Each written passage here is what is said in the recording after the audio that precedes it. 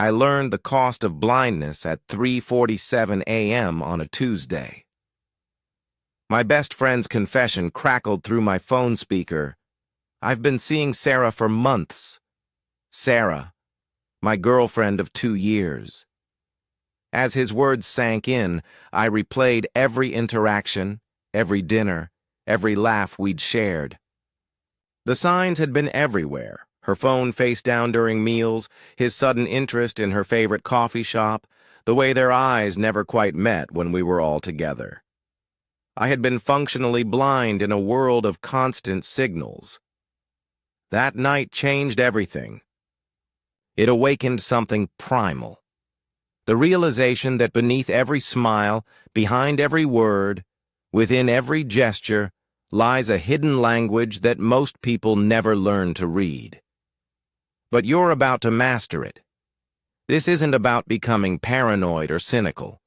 This is about awakening an ancient survival skill that separates those who merely exist from those who truly thrive.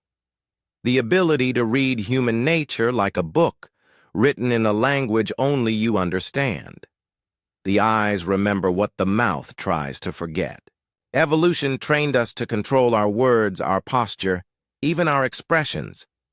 But the eyes remained wild, honest, untamed, impossible to fully command. They're controlled by the limbic system, the ancient emotional brain that responds before conscious thought intervenes. Master this, and you gain access to the most private thoughts of everyone you meet. Watch a mother at her child's school play. Her mouth smiles encouragingly, her hands clap with enthusiasm, but notice her eyes during her child's forgotten line. They tighten, not with disappointment, but with fierce protective worry.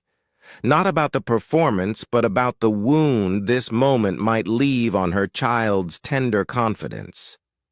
Those eyes hold a universe of love and helpless recognition that she cannot shield her child from every small heartbreak, or observe a CEO announcing record profits. His voice booms confidence, his gestures expand to fill the room, but watch his eyes during the applause. They dart toward the exit, pupils constricted, blinking rapidly. Those eyes know what the room doesn't. The layoffs planned for next week, the investigation starting tomorrow. His mouth celebrates while his eyes prepare for war. The pupils dilate with genuine interest, constrict with fear. The blink rate accelerates under stress, slows during intense focus. But here's what most miss. Micro-expressions that flash for milliseconds. The brief tightening that signals concealed pain. The momentary widening that reveals surprise they're trying to hide. Practice in low-stakes moments. Watch eyes when people order coffee, answer phones, see acquaintances approaching. Feel the difference between eyes that welcome and eyes that guard. The eyes cannot lie because they bypass conscious control entirely. Feet point toward truth when everything else points toward lies. While we obsess over controlling our faces, we forget our feet. This creates the most honest form of body language, unfiltered intention and genuine emotion. I discovered this in a boardroom where I was pitching investors. Everyone nodded politely, asked thoughtful questions, seemed engaged. But beneath the table, a different story unfolded. 3 investors had feet pointed toward the door. One tapped anxiously. Another crossed her legs so tightly it looked painful. Only one investor sat with feet planted firmly, toes toward me. The meeting ended with polite promises to be in touch. But I already knew. 4 rejections, 1 yes, exactly as their feet had predicted. The grounded investor funded my project 2 days later. Feet operate on pure instinct. Comfortable and interested, they point toward the source. Threatened or bored, they angle toward escape. Nervous, they bounce and shift. Confident, they remain still and grounded. During conversations, Notice feet, pointing away during important topics. They signal emotional distance. Feet that suddenly start moving when certain subjects arise reveal anxiety. Feet that remain perfectly still during emotional discussions often indicate someone mentally prepared and emotionally controlled. Micro movements whisper what the conscious mind screams to hide. Truth lives in millisecond movements. The slight neck touch during denial, the quick shoulder shrug while expressing certainty, the brief lip compression when claiming happiness. These movements occur because our nervous system responds faster than conscious control can intervene. I once watched a detective interview a missing person suspect. The man sat calmly, answered directly, maintained steady contact.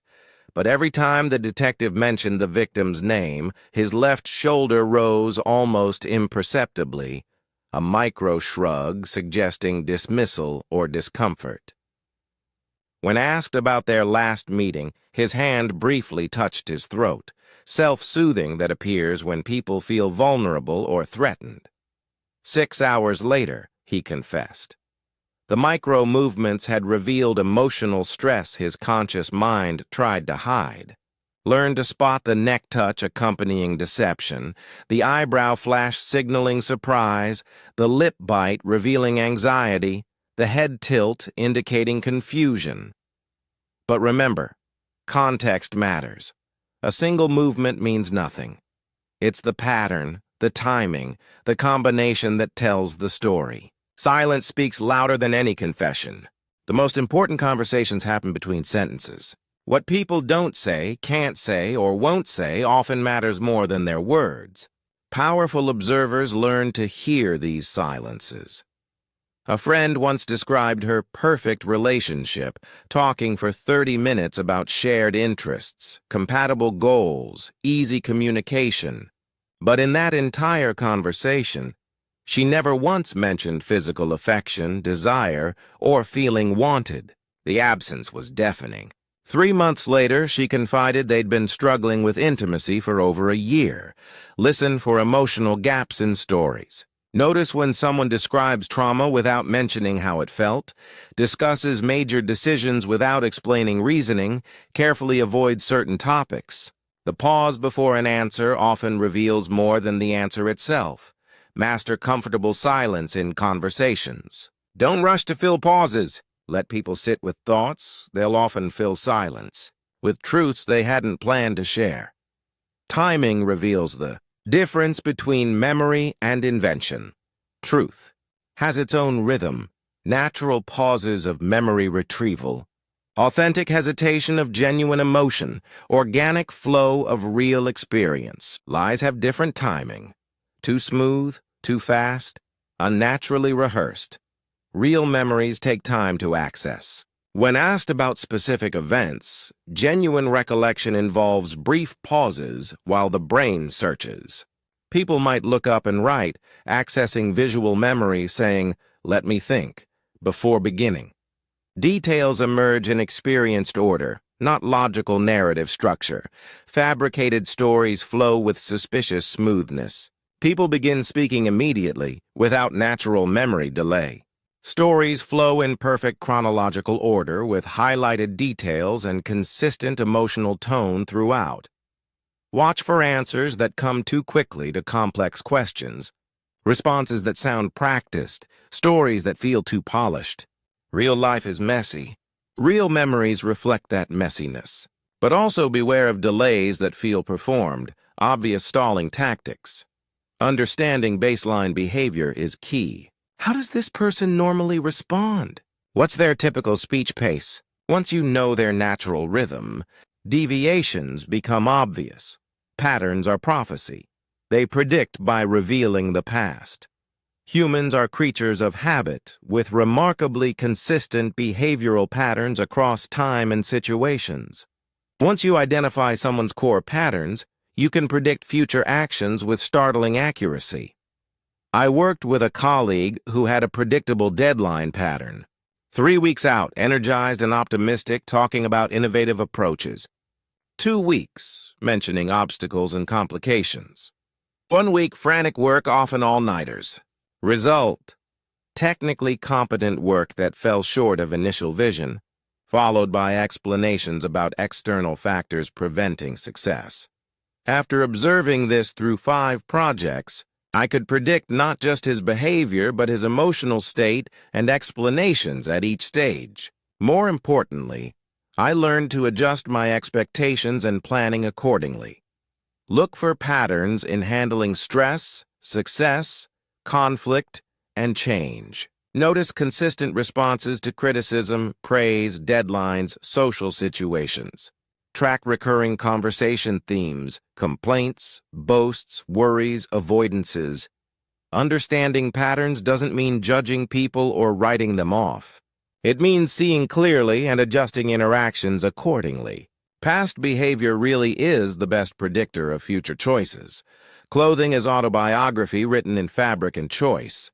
Every morning, people make unconscious decisions about self-presentation. These choices create visual autobiography revealing self-image, emotional state, social aspirations, and psychological needs.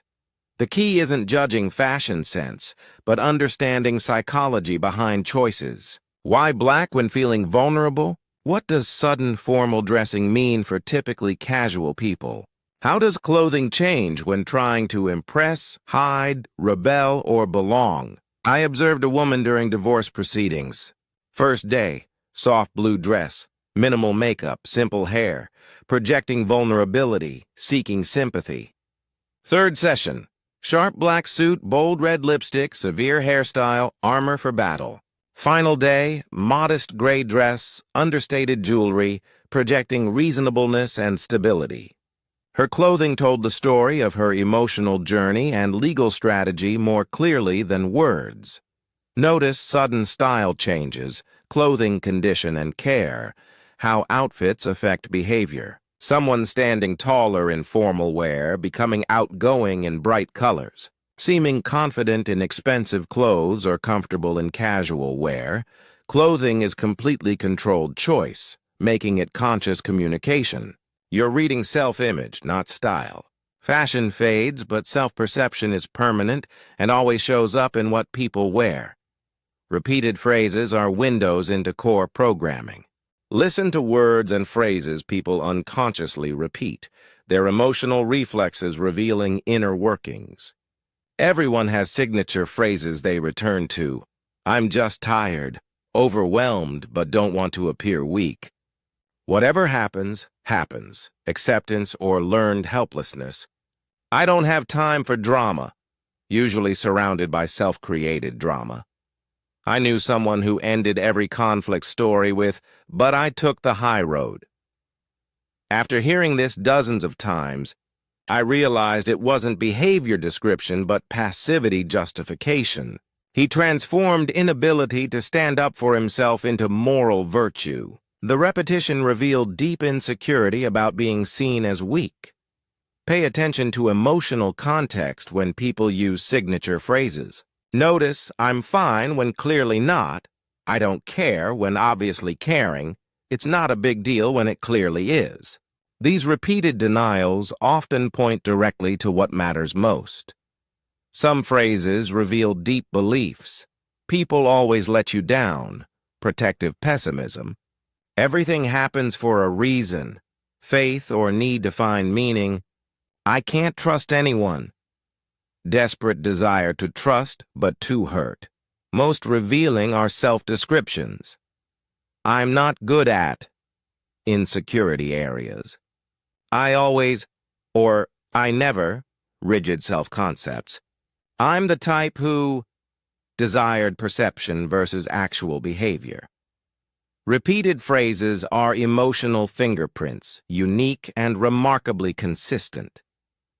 Once you hear these patterns, you understand inner worlds. People might not understand themselves. How someone treats the powerless reveals everything. There's a moment when people show exactly who they are. Encountering someone with no power, status, or ability to help them. All pretense falls away, revealing true character. I learned this watching a potential business partner during dinner.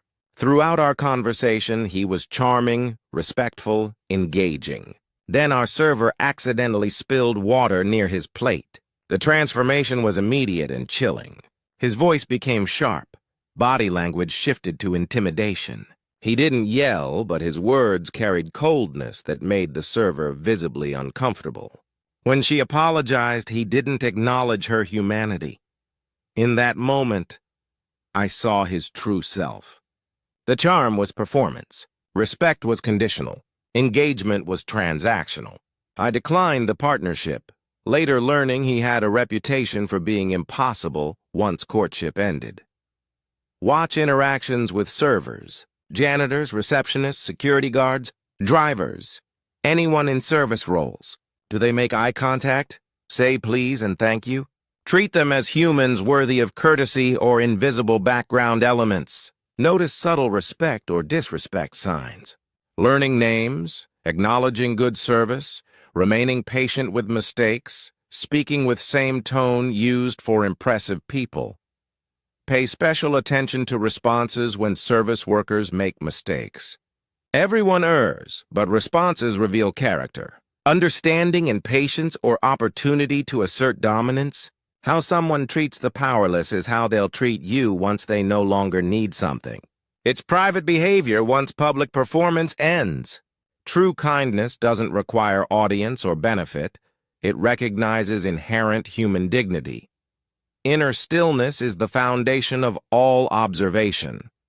Every skill becomes useless if your mind is clouded by emotion, ego, or expectation.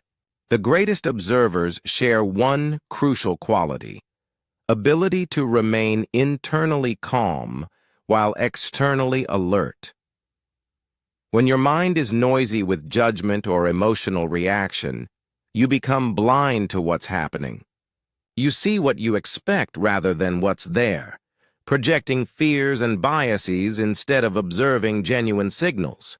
I discovered this during a heated argument with my brother. So focused on being right, planning counter-arguments, I completely missed pain in his voice and vulnerability in his posture. I saw an opponent to defeat rather than a person seeking understanding.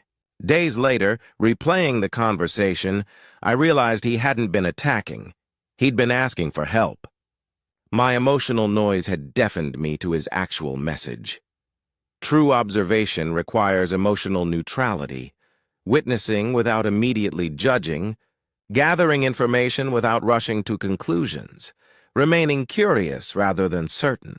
This doesn't mean becoming cold, but becoming clear. Practice creating internal space between observation and reaction. When triggered, pause before responding. Use that pause to notice what's happening in your body and mind, then shift attention back to observing them. What are they really trying to communicate? What emotions drive their words? What might they need they're not directly asking for? Learn to separate personal history from present observations. Just because someone reminds you of someone who hurt you doesn't make them that person. Each observation moment should be fresh, uncontaminated by past experiences or future expectations. Develop intellectual humility. Approach every interaction assuming you don't know everything. Be willing to be surprised. Have initial impressions proven wrong. Discover complexity where you expected simplicity. The most profound observation happens in complete presence. Fully here, now attentive to what is rather than what was or might be. In these moments, people reveal themselves with startling honesty because they sense genuine attention and non-judgmental awareness. The transformation is complete. Something fundamental has shifted in how you see the world.